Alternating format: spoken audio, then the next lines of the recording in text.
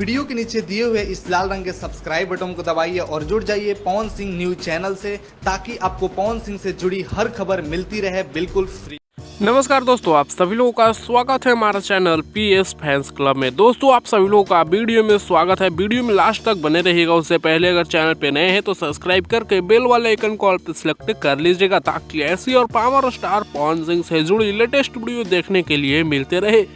दोस्तों आप सब लोगों को पता होगा कि आज सुबह 6:45 में पावर स्टार पवन सिंह जी का एक काफ़ी ज़बरदस्त और शानदार हाई लेवल का गाना रिलीज हुआ है, जिस गाने का नाम है कमरिया पतरे पतरे।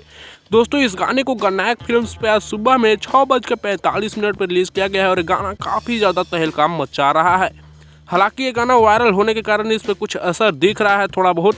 59 मिनट में 25,000 लाइक्स इस गाने पे आए हैं और 11,000 कमेंट्स आए हैं। जहां 59 मिनट पे 25,000 लाइक्स 11,000 कमेंट्स आए हैं।